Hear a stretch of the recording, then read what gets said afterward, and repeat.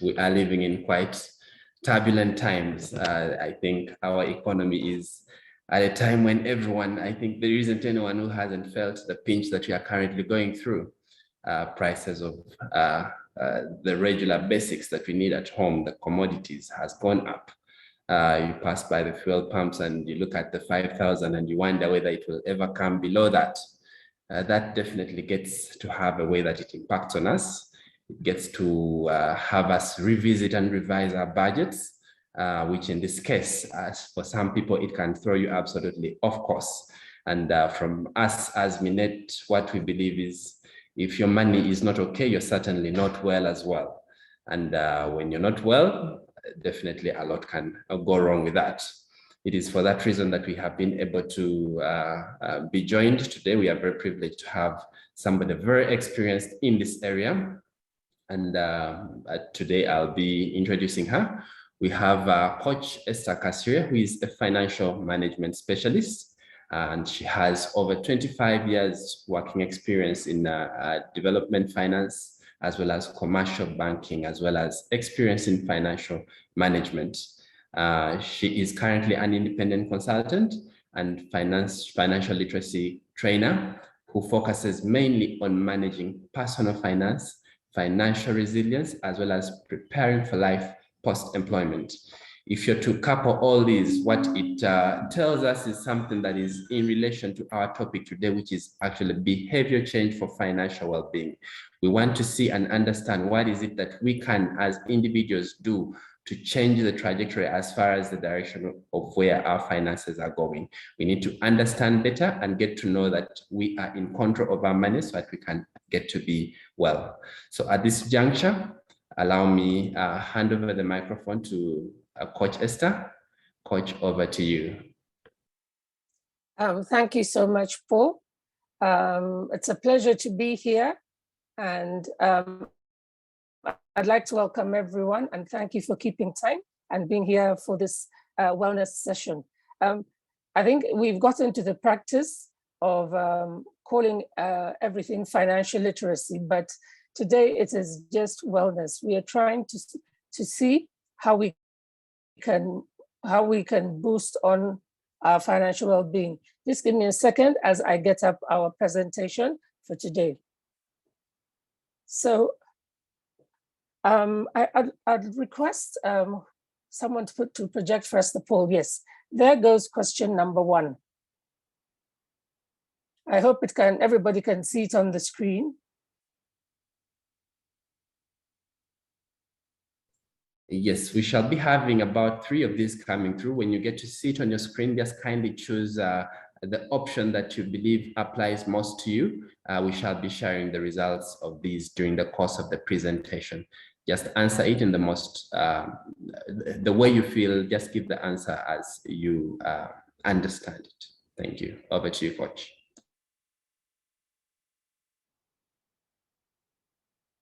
Oops. In case there are people who can't see the screen, let me read it for you. The topic is financial stress. Do you feel that financial stress is affecting your job, health, or relationships?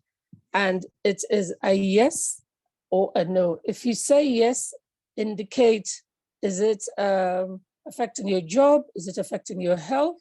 Is it affecting your relationship? Or is it affecting everything?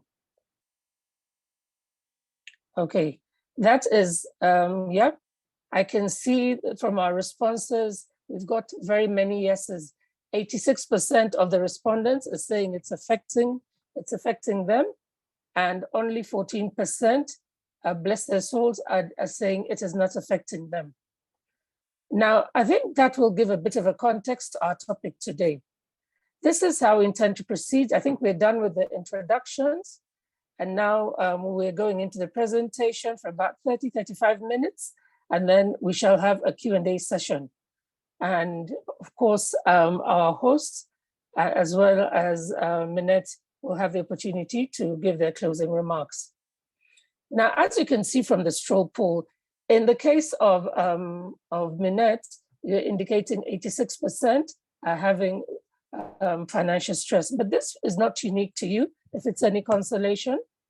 There was a survey carried out by PwC for their employees in 2019. And I see there's a subsequent one for 2020 and for 2021. And they all pretty much come into the same area. You can see that what mostly they've found is driving up stress levels for employees are financial related matters. Yes, job affects us, relationship, and probably the percentage for health has gone up post-COVID, as well as other things. But finance is definitely one thing that is really causing us a lot of financial stress. So, okay. And why can't we leave this unattended?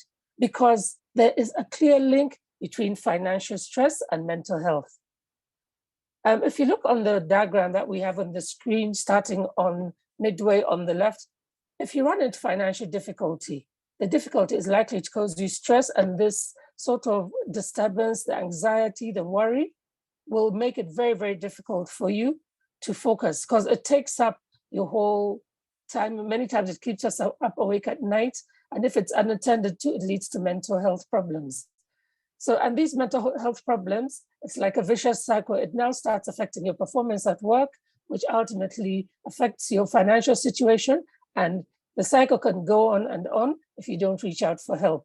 So I think that gives you an understanding of why, as much as this is a financial behavior change thing, it also is being catered for by your health provider, Minet, because they are very, very interrelated. These, and most people don't join the dots on this one, but they're very, very interrelated.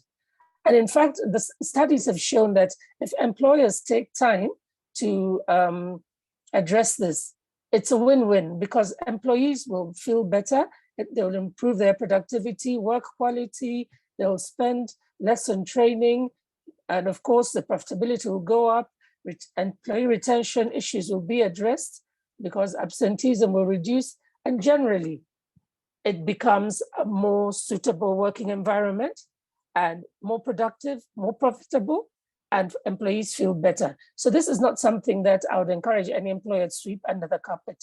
Tackle it head on, because in the end, both sides win. We've been talking about financial well-being, but what exactly is it?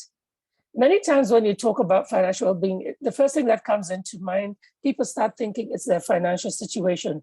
But is that the full story? Actually, you find that financial well-being has little to do with what? With actual physical cash.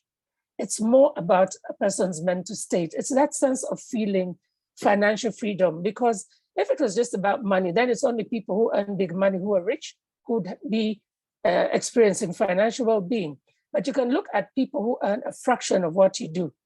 For example, people who employ domestic workers at home, you might find that this person earns a fraction of you, the employer, but she's in a better state of financial well-being than you, the employer. Because financial well-being, it's about knowing that as your obligations fold you, current and future obligations, you're in a position to meet them. And you believe that if a financial emergency comes up, you can handle it. And it's not going to affect your lifestyle. You suddenly won't have to relocate to maybe less convenient neighborhood, cut back on all the things that you've been treating as necessities. They suddenly become luxuries. So you feel secure that you're on track, that you'll be able to meet your financial long-term goals, and that you're all set, you're on course, so that when retirement comes, you've taken care of that. So financial well-being is basically about peace of mind. Peace of mind whereby you're not worrying about your financial situation all the time. And if this financial well-being is existing due to having healthy finances, my apologies, it means that you have good mental health. So if you look at all the words on the screen in blue, it's about mental states, knowing, believing, feeling secure, peace of mind, and good mental health. And then when you look at the red ones, financial obligations, financial emergencies, financial goals, financial future, financial situation, and health, healthy finances. So you see there's a link between the mental health, mental state, and your the things that you're doing financially. I think it's important that we internalize that. So what are some of the signs that will tell you that you may be not in the best place when it comes to your finances? One of the signs is not having savings to meet emergencies. And we saw this very much. It was a shock to many of us during COVID when suddenly, because of the nature of the illness and the cost, many of us had to face emergencies, or people suddenly had to stop working, and people had no ways of earning, and they had no savings. So it was very, very destabilizing for very many of us and families. And if you find yourself in a situation that you've taken up loans in themselves are not bad because you can use credit to improve your financial health. But if you find yourself in a situation whereby once you're paid and deductions are taken off for servicing the loans, you don't have enough money left to live on. That's another warning sign. And also, if you've ever applied for a loan and you're turned down because of your CRB report is not where it should be, then that's another warning sign. And even as an individual, you can tell if all the time, your thoughts are defaulting to money, worrying about money, stressing about money. It's another warning signal that your finances may not be as healthy as they need to be. And then if you're in a situation whereby you rely on borrowings to get through the month, you're paid, I think payday is this week for most banks.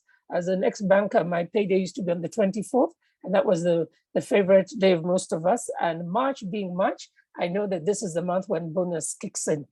So if you find yourself that soon after you're paid, within a week or so, you still can't meet all your basic expenses. These are not even luxuries or emergencies, just things like rent, food, transport, and for your family. And you have to keep on running to friends and family or money lenders, the worst thing to have to do to get you through the month. Then you definitely know that your financial health is not where it should be and is likely to affect your mental wellness. So and if you're operating without a budget, every month you'll get paid this week and somehow the money gets finished, but you're never quite sure. It's a sign that your finances are unhealthy. So if you have even if it's one of these signs, my advice is address them. Try to talk to someone and try to find a way of rectifying the situation, because if it goes unchecked, then it's likely to affect your mental health. When I was starting out, I think it was Ronald who mentioned financial literacy. But as I've mentioned, financial literacy is not exactly what we're talking about today, which is financial well-being, but they are very closely related, and the diagram on screen shows you the relationship. So in every human being, to deal with our finances, you need a bit of financial literacy. You need to understand about how to manage your expenses, having a budget in a way that will enable you to save. You are able to transform those savings into investments. You take care of things like insurance. You can borrow, take good finance to kind of build your wealth. But many times what drives us to make those decisions is what goes on in our heads, which I'm calling psychological factors. There are thought processes that are going on in our heads, in addition to the knowledge that we have, that will then drive our financial behavior, right? Once you go through this financial behavior, it will either give you a good outcome whereby you have good financial well-being, or you end up with poor financial well-being. So financial literacy, learning about all the ingredients of financial literacy, which I'll call personal finance, is not in itself enough. That is why our topic today is mostly to address that part that people forget. Yes, you might know about savings, but why aren't you saving? Why aren't you saving? You know about investing, but your investments always flop.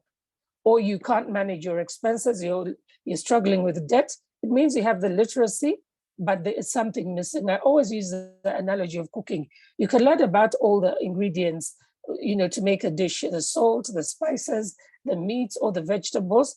But if you don't have the recipe, you don't have the ability to mix them together through your whatever your training or understanding, then you'll make a mess of your dish. Same thing happens with finances. Being financially literate, if you do not understand your psychological factors which are driving your financial behavior, then you're unlikely to end up in a good place. So that is our focus of our discussion today.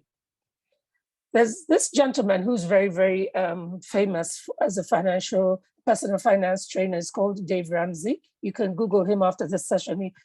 He's written books and has made a lot of famous sayings. One of the things that he points out in this particular quotation, it says that he's discovered that personal finances are not exactly rocket science. That is good news, because personal finance, those are the financial literacy things that I've talked about, is 80% behavior, the psychological factors, and it's only 20% head knowledge. Those are the financial literacy stuff. So you can see financial literacy knowledge only constitutes 20%. What is critical is your financial behavior. You might attend, I always see people struggling to save, and they're attending workshop after workshop, they go into training, every webinar, they're there, but you're learning, you've understood how to save, you get your salary, spend and leave some and save, but they still don't save. So is that lack of knowledge? No, it is something in your psychology, your behavior, that is making it difficult. And so I want you to be mindful of that sitting through financial training sessions, literacy sessions, is not going to turn the dial for you. It is actually putting into practice, modifying your behavior. And there's another gentleman, I've forgotten who it was, who says that the biggest gap in life is knowledge and doing. There are many things that we know, but we don't do them. So that is one of the huge gaps, and our goal in life should be addressing that bridge, building that bridge between our knowledge and our practice as what we do. So what are the things that influence our financial behavior, not doing the things the way we should? One of the things that is given is our personality type, our money habits, our beliefs, attitudes towards money, and our relationships with money. Now, there are many definitions of money personalities. I think the guys in HR know that. There's the MBTI, Myers-Briggs, the things that generally talk about our personality, whether you're an introvert or an extrovert. Now, in finance, we also have something similar, whereby there are many definitions, but I tend to settle on these 5 money personalities. They're what we call the big spenders. Big spenders are people who are generally referred to as the Joneses. That's who everybody's trying to keep up with. They're very comfortable spending money. They love the finer things. They dress designer clothes. And for them, their financial appearance or financial success, they believe that that's what gives them that recognition in life. So they really crave for this recognition and are always making sure they're dressed fancy, drive the latest car, hang out in the best, fanciest restaurants, live in the posh neighborhoods, basically to give this image that they're really doing well off. And they tend to be risk takers. They don't fear debt and investing. When they make their decisions, they go big. My advice, if this is the sort of personality you have, you need to modify your behavior by shopping less and saving more. Because many times in this effort to try and keep on giving this appearance, it ends up affecting your ability to save money because there's too much emphasis on expenditure. So that's one type. Then there's a compulsive saver. This is someone who's the exact opposite. They hardly want to touch money on what they perceive to be as luxuries. They're very frugal by nature, and we can be considered as financial responsible in question marks, rather than quotation marks, because they save endlessly. They view their security and life comes out of knowing that they have money. They have money, they have that buffer for a rainy day. And they generally avoid debt, they don't take risks.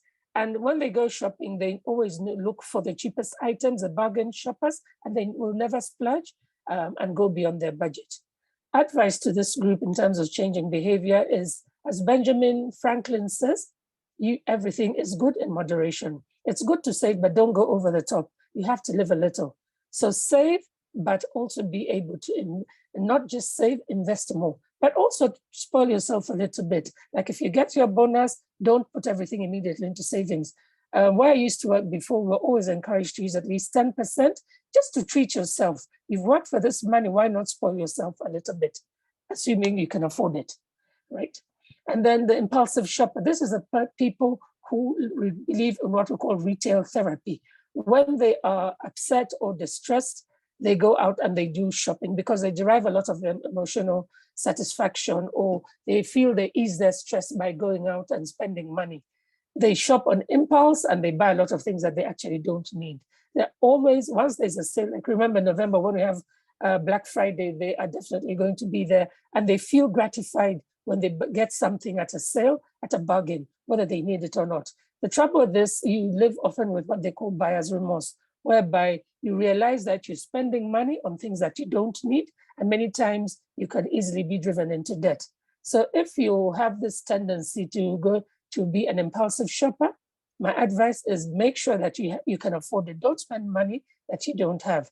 And also, it's important that you save, because saving is what enables us to invest for the future. Then the group personality that we refer to as debtors, these are people who do not keep a record of how where their money goes, and they're always running out of money.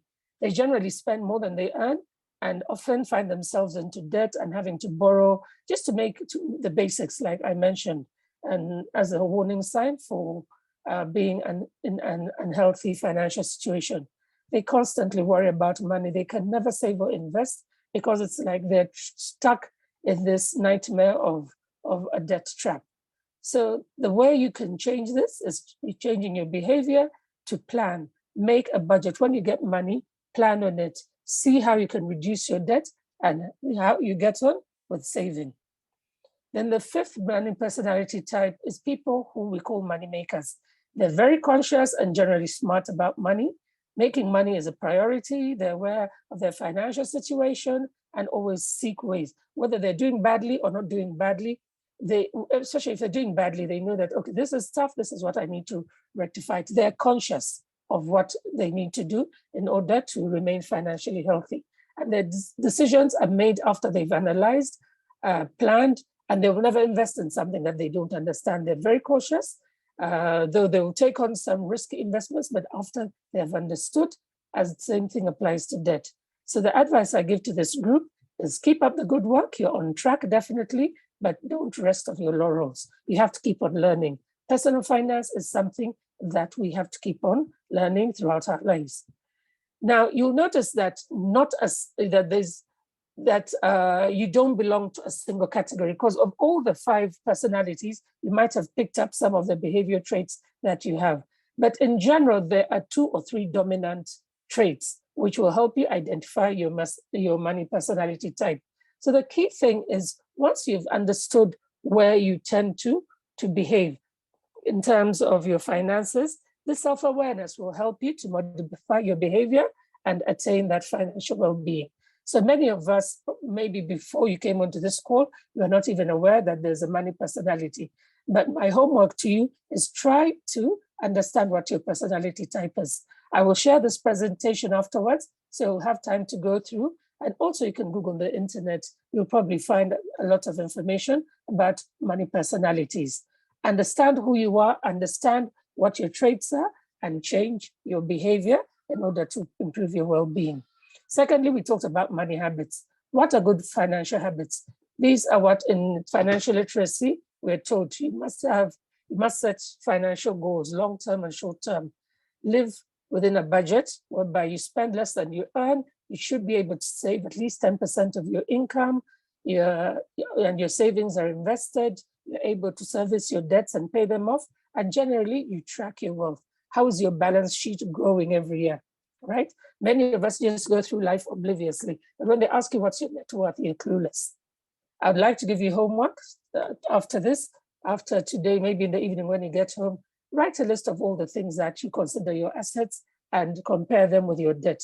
When you subtract your debt from your assets, do you stay with a negative net worth or a positive net worth? That is an exercise we should do because it helps us to make sure that we stay on track, and that is what will eventually get us to the point of financial well-being when we have retired. Constantly tracking your financial wealth. The bad habits are the obvious. You don't set goals, you live beyond your means, impulsive shopping, and it's good to be generous, but don't be excessively generous. Neither should you be too stingy. Because on very many financial literacy sessions I have, you always find that people say, I'm not able to budget or to save because I am always having to give money to my extended family. That is excessive generosity. You should give what you can afford to give. But many times, because of the psychological factors, some of us feel because our families helped us or we are the most progressive in the family, we must do more. It's good to do that, but if it's getting you into financial distress, you're also putting at risk your extended family because you might end up losing your job or experience ill health, which then means that your generosity is backfiring. So give by all means, but within limits. And don't be stingy. If you're blessed, share your blessings with others, but within reason. And avoid making quick money. I know people who when they get money, they go into betting shops, hoping it will multiply, or they go for quick rich schemes. Please don't do that. That is a very bad financial habit that is likely to land you in hot financial water. So what are our money beliefs? Generally, people have what they call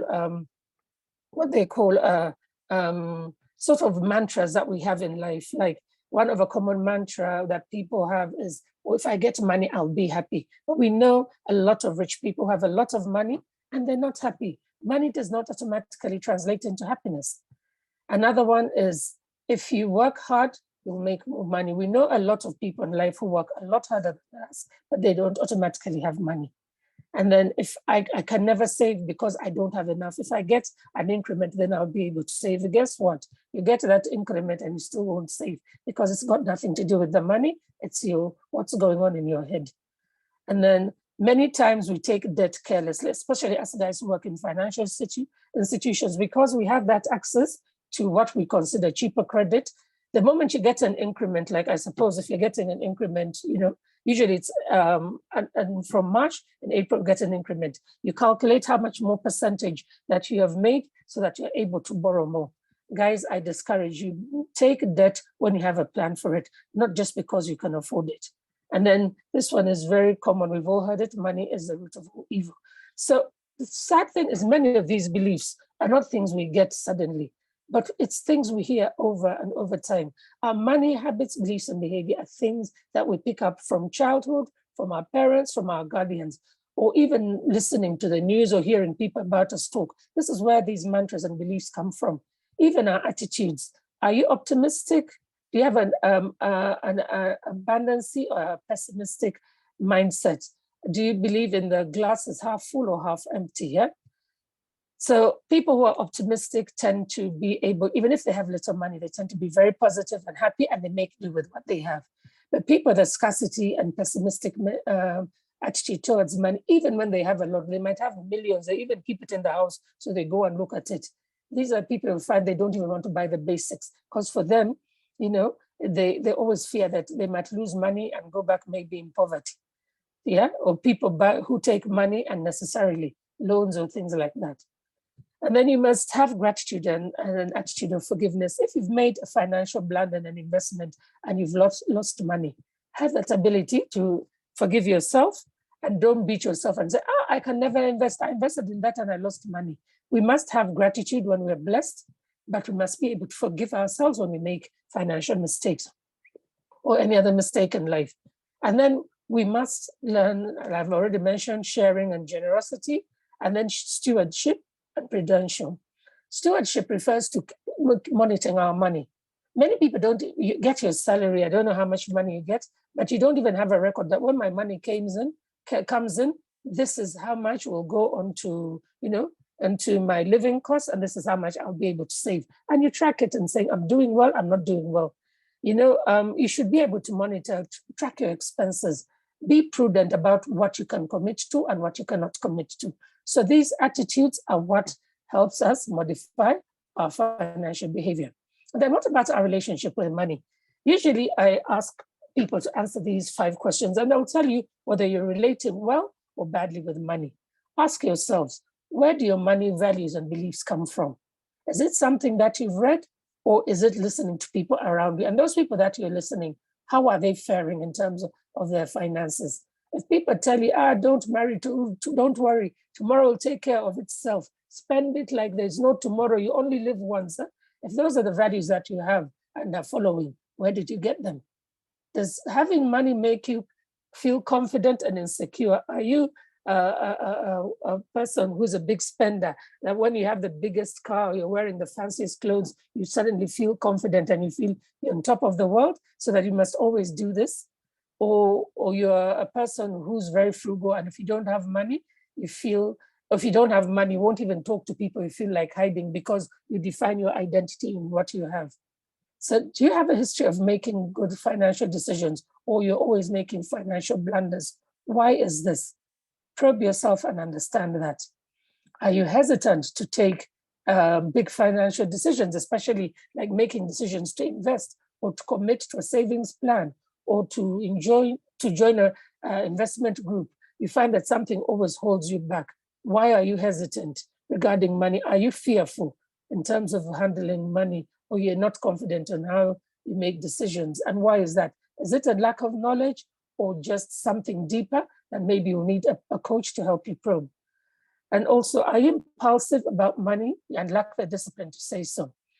I'll give you a point to ponder. There's this other famous lady, she's called Susie Orman. She's a South African who lives, I think, in the US. She says, if you're not on top of your money, you're definitely putting your financial well-being at risk. Think about that, my good friends. So here are a few tips to improve your financial wellness. The first is examine your money mindset, beliefs, and behavior, because if you don't have an understanding of who you are and how you behave and what you're doing, you'll continue finding yourself struggling to improve your financial well-being. So take time, reflect. At the moment, reflect. Later tonight, early in the morning, or in your free time, try and understand who you are, because it will help you understand the changes that you need to make.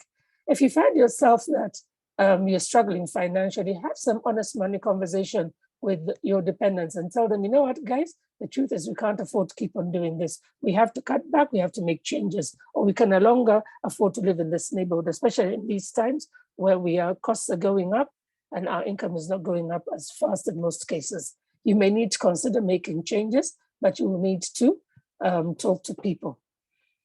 And then review your financial situation regularly and commit to making the changes. Get advice from friends who seem to be more in control of their financial situation. And if things seem to be getting out of hand, seek help from a professional. Ask Minet, through your HR, you can get to Minet, and we arrange for a financial coach to talk to you and help you bring the situation under control, right? So can we have a poll again? Paul, can you put up our poll questions on financial concerns? There you are. So in case you don't have access to a screen, what are your main financial concerns? Is it not having enough money? And we have several choices, but point out which one. Is it not having enough emergency savings? Not being able to retire when time comes? Not being able to meet your monthly expenses? You fear about being laid off work? You fear to lose your home? Or you're not able to pay your loans? So just quickly answer that before we conclude and then get into our Q&A. Right. So as I will emphasize at this point that it's not about how much money that you have. It is what you do when you have that money. How do you behave? How do you reason? What is your attitude? That is what affects our financial well-being. And so it's important that we do what? We are able to understand who we are, understand our triggers, things that motivate us to act in certain ways when it comes to our finances, and then seek to address them.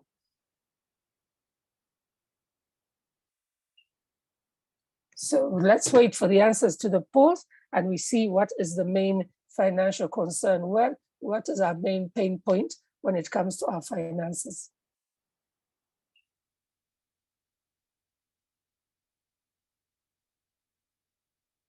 Oh, can we have the answers? We are running short of time. Oh, Timothy. Oh, nobody's responded.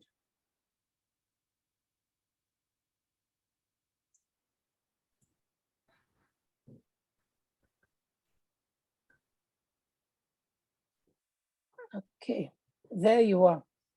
Not having enough emergency savings is the highest at 47%, followed by 28% at not being able to meet our monthly expenses. And then of course, 15, not being able to retire when we want to. That's what we believe. 8% at fear of being laid off work. I'm grateful that nobody is worried about losing their home, but 1% are not able to repay their loans. So now this issue about savings, why is it that we cannot save? And the response I always get is that because I don't make enough money. I'll quote for you, I think it's a biblical saying, or I don't know, something we learned in literature that says, cut your coat according to the size of your cloth. So if you have a small piece of cloth, you cannot make a big dress or a big coat, which means live within your means. If you're working and you constantly find that you're not able to do what? To save, what is it telling you? It is telling you that your lifestyle is beyond your means. Whatever amount of money you earn, you must be able to save. And that means cutting back either on your expenses, or which you have more control over, or alternatively, seeking for ways to boost your income. And I know from my own experience, it is easier if it's an emergency situation to adjust the cost side, cut back on certain things. If you have been having pay TV, Go TV, DSTV, just say, guys, at the moment, the way things are going, we can't do that. We may reduce the amount of sugar that we're buying. With this war in Russia and Ukraine, we know that the price of flour is going to go up. So in time, you find that if making chapati and baking is something that you do regular, you might have to cut back on that. Fuel has made us do what? Take less trips with our vehicles. I find that these days I don't set out to drive my car unless I have 3 or 4 reasons why I must be driving it out. I learn to postpone. We just have to be smart. I saw in one of the sessions people saying, let's think of businesses we can do that can boost our income. I'm not conducting a financial literacy session, but I'll tell you this much. If you're running a business and you're sitting also working at Minet, whoever's getting that money is not you. It is the person who's sitting at the business.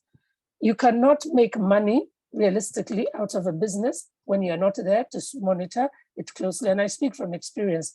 I used to do a business of farming and I lost money like hell, and I could not understand why it was happening to me until I read one of the famous books written by a gentleman called Agasekalala of Yugachik. And he told me, so I realized the mistakes that I was making. So we have, especially us guys who are in employment, if we're looking to boost our earnings, mostly are looking at what we call passive investments, investing in things like treasury bills, money market funds, or things like that, that will not disrupt us. But bottom line is we have to change our behavior. Changing behavior is, nobody can do it for you. But I'm recommending these books as resources that you can buy and read. I know this one called Atomic Habits. I've used it and it has helped me because, as it says, you make tiny changes that have remarkable results. So in this book, you'll learn the things that will enable you to break your bad habits and build better ones, especially in terms of your finances. The other 2 books, I am not sure whether we do have them in Aristoc, but you can always request for them. But also do that conscious introspection to see what is it that is holding you back from attaining financial well-being. So I think I will leave it there and I'll be happy to take questions. And I would like to thank you all for listening to me right up to the end. Thank you so much.